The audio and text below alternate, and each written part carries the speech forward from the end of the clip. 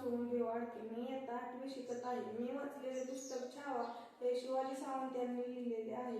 या पुस्तकाचा सारांश मी तुमच्या समोर सादर करत आहे. छत्रपती संभाजीराजे भोसले यांच्या जीवनपटावर ही कादंबरी लिहिलेली आहे. संभाजी हे छत्रपती शिवाजी महाराज यांचे थोरले चिरंजीव.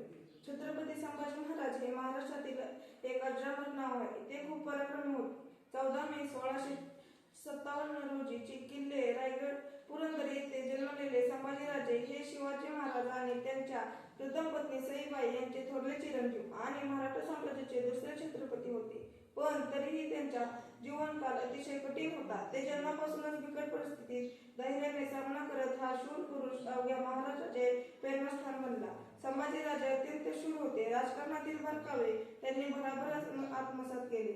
अगदी लहान वयातच अशा काही घटना घडल्या ज्यामुळे त्यांना मोगलांकडे राहावे लागले. वयाच्या अवघ्या 9व्या वर्षी शिवाजी महाराजांबरोबर आग्र्याहून सुटकेचा प्रसंग त्यांनी अनुभवला.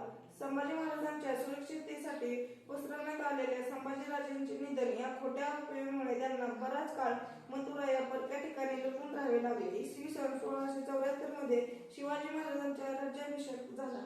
तोपर्यंत संभाजीराजे राजकारणातील बारकावे आणि रणांगणातील डावपेचांमध्ये तरबेज झाले होते.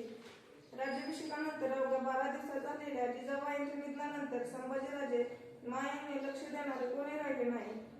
शिवाजी महाराज सध्या स्वराज्याच्या राजकारणात आणि रणांगणावर उतरले होते. चळचळत्या रक्ताच्या तरुण संभाजीराजांचे शिवाजी महाराजांच्या दरबारातील अनुभवी मानकऱ्यांशी अनेकदा मतभेद होऊ लागले. सोयराबाई आणि दरबारातील काही मानकरी संभाजीराजांना अपमानास्पद वागणूक देऊ लागले. हे केवळ अनाजी दत्तांच्या सांगण्यावरून झाले. पुढे वेळोवेळी कारणे देत सोयराबाई आणि दरबारातील मानकऱ्यांनी संभाजीराजे हे बेजबाबदार प्रशासक आहेत असा प्रचार सुरू केला. औरंगजेबाने इसवी सन 1682 मध्ये मराठ्यांवर हल्ला केला. औरंगजेबाने सामर्थ्य सर्वच बाबतीत संभाजीराजांपेक्षा जास्त होते. जगातील सर्वात शक्तिशाली आणि बलवान सैन्याचा समावेश औरंगजेबाच्या सैन्यामध्ये होता. तरीही संभाजीराजांच्या नेतृत्वाखाली मराठ्यांनी मोठे हिमतीने लढा दिला. मराठ्यांची प्रबळ इच्छाशक्ती आणि झुंजारपणाची कितीतरी उदाहरणे तसेच संभाजीराजांनी केलेल्या वेगवेगळ्या स्वारांचे व लढ्यांचे दुष्पूर्ण वर्णन पुस्तकात केले आहे.